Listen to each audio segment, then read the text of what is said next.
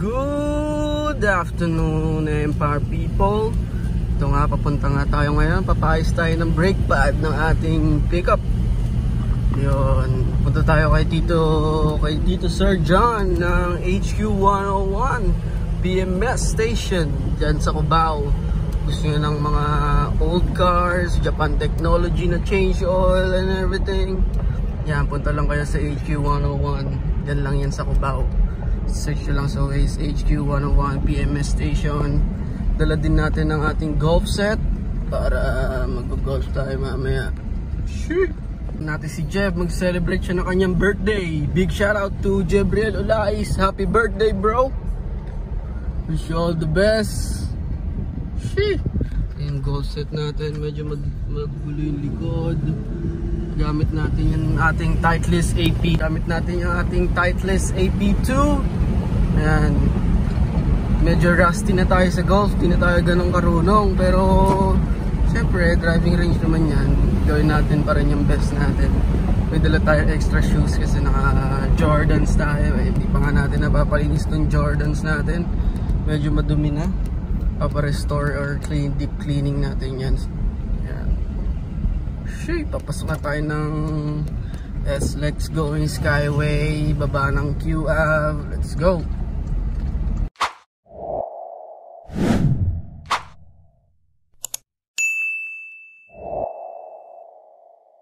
Yeah, tapos na natin mapagawa yung brake pads nitong pickup. Papunta tayo ng CW Ortigas.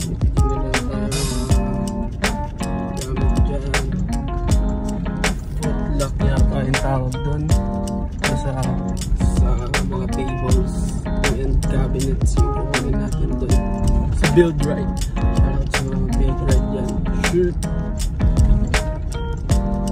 Baba ko na to, baka makita tayo ng mga Blue Boys natin ng Pasig. Shout out sa mga Blue Boys ng Pasig dyan. Shoot!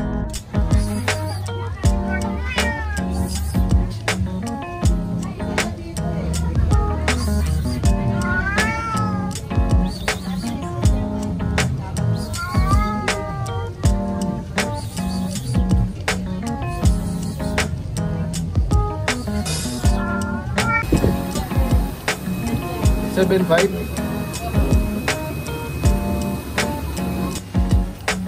Anong siklit to dito? Ito yung mga ganito na ano siya, rainbow siklit ba tawag sa kanya? Hindi mas, ito pa yung rainbow siklit. Pala ko ito na yun. Nakula yun, para sa ano lang. Ikaw pa gusto. African po yan. African siklit. Magkano dito? Sa mga ganyan, yung maliliit. May cost 180.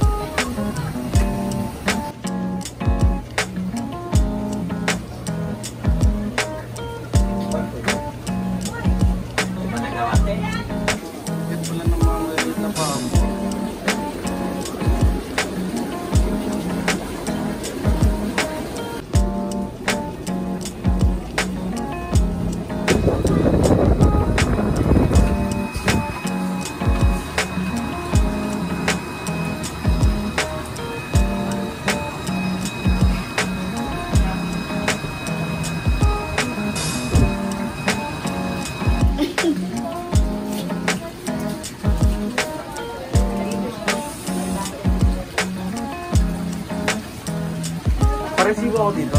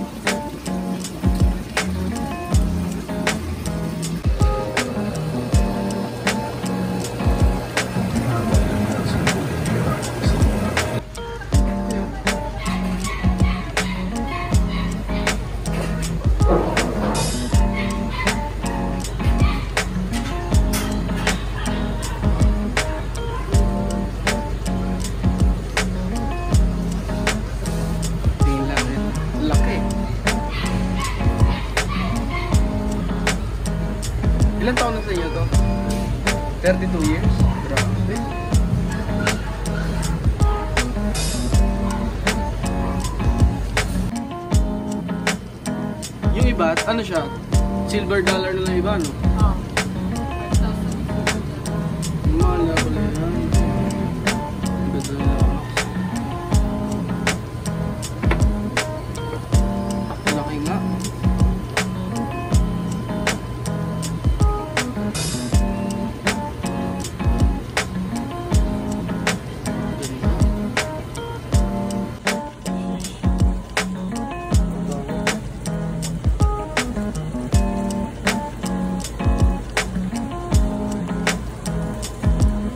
Magkano snake nito?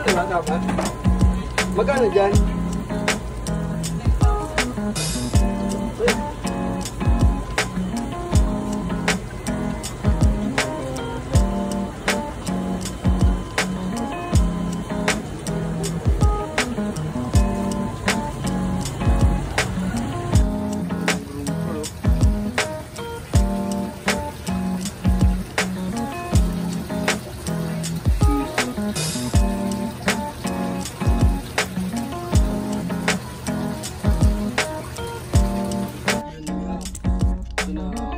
Spoils of Cartimar.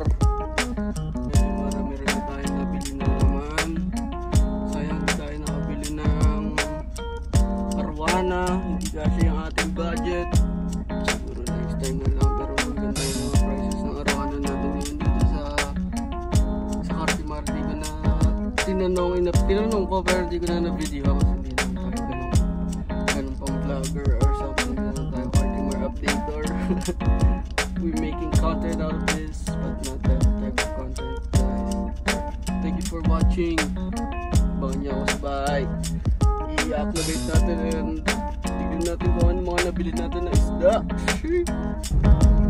Nag-skyway na tayo. Ang traffic sa SLEX eh.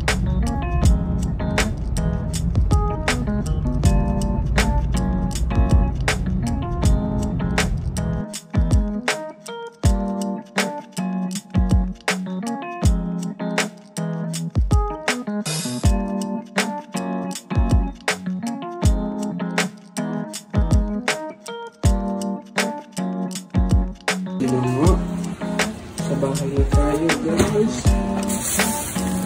Ito mga nabili natin. Stripe silver dollar, Gapi feeders. Mali pala, Molly feeders pala tawag. Mga hermit crabs. Ayan, tsaka bagong yung filter natin para dun sa ating pinagtugahan. Hindi na natin nakuha yung ornate beach yan. Medyo mahal. Ay, bigay ni Tito ay magpatakot eh. Pero yan, sumaga ako. Kasi natin, magagamitin natin yung luma natin ha. Yung filter. Yung salt water yan. Stock salt water. Kaya dyan, para dun sa salt water tank. It's up like this. Pakawait na natin sila. Mga molly feeders. Stock pa tayo dito ng konti eh. Pero hindi pa rin tayo nakakuha ng arwana. Dapat di pa nakakuha ng arwana. So, ayan nga. Kulang ang ating budget. Medyo mahal pala ang arwana. Pagka yung hermit crab. That's if building. Voyager is too vicious pa lang. Then this a P-Bass. And balikan ko kayo pagkain lang natin ang TV and lights and the cover, top cover. Sure. Peace. Ang ating mga saltwater hermit crabs. Nag-acclimating na sila. Simple setup lang. Linisin din natin itong protein skimmer na to tapos lipat natin dun sa likod. For better viewing. So hindi na natin kita to sa harap kasi yun nga ginamit natin dun yung filtration niya kasi nasira yung pump natin pero mamili ko ng bagong pump. Yun. Hindi ko natin nakapaayos to. Gawa natin ang design yan kung paano gagawin natin dyan. Babalak din ako magpagawa ng malaki na tank. Inisip ko pa kung bibili ako na malaki pero ang mahal, 70,000. Tangin na. Pinala arwana nun pagka doon ang mahal yun.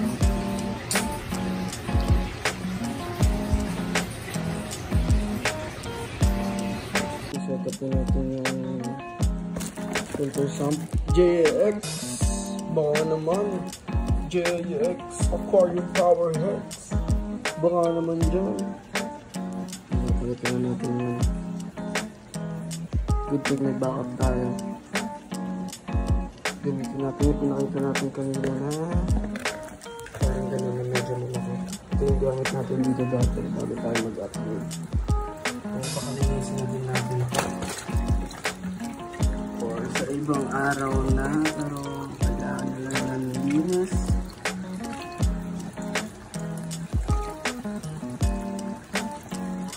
Yeah. Yung Pibas Monoculus.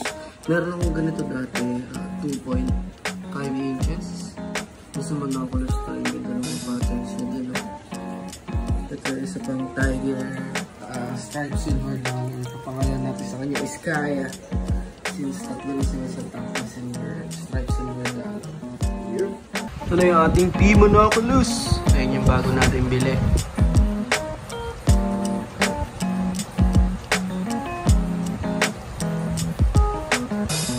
Ayan no. Ito yung bagong bili natin na P Monoculus. And yung bago natin bili na Tiger Striped Silver Dollar. Ito. Ayan, yung isa yung dalawa. Yan si Kaya to. Si Kaya yan, yung malaki na Striped Silver Dollar. Tatlo na yung Striped Silver Dollar natin. Puro tank mates. Hindi tayo nakabili ng arwana. Pero ang gaganda ng arwana na doon guys. Check them out. Good prices din sila. Ikot-ikot na kayo sa Cartimar.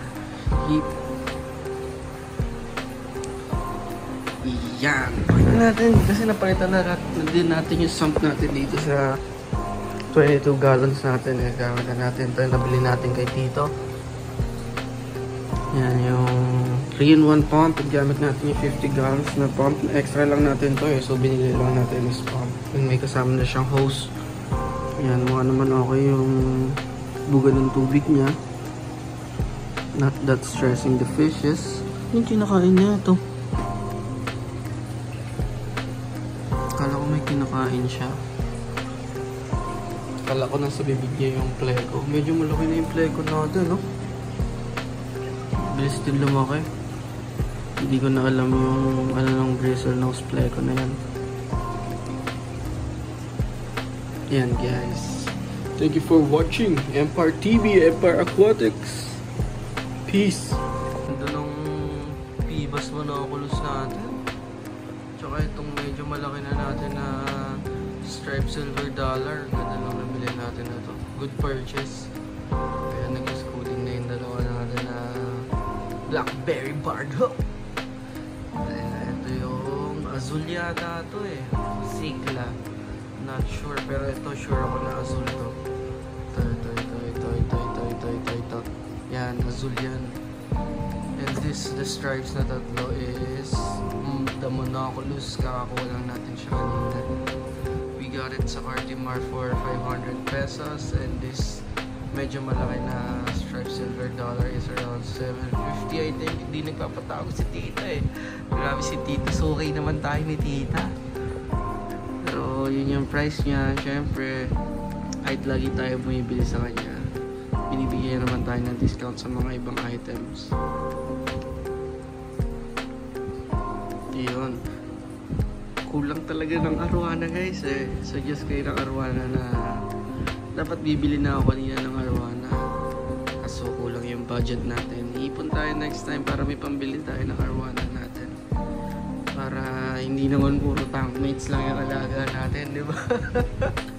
Mas nahiligan ko pa yung tank mates kaysa sa arwana eh. Pero maganda rin pets ang mga tank mates. Pag lumaki sila, abangan natin. And panoorin nyo yung mga clips natin na nauna. Sana huwag kayo ma-bored dito pagdating sa clips ng aquariums natin. Panoorin nyo pa rin. Like, comment, share, and subscribe sa aking channel. Dito lang yan sa Empire TV.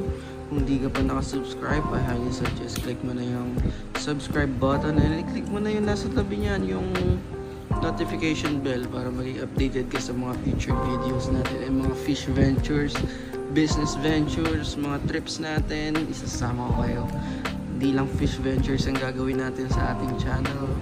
Maraming adventures, maraming learnings. Yeah, isasama ko para sa ating journey. Hindi simula pa lang tayo, hindi natin titigilan to. Just for entertainment purposes, documenting stuff, para meron na rin tayong parang digital journal natin using YouTube. Ayan guys, maraming salamat sa panonood. Peace! Sure!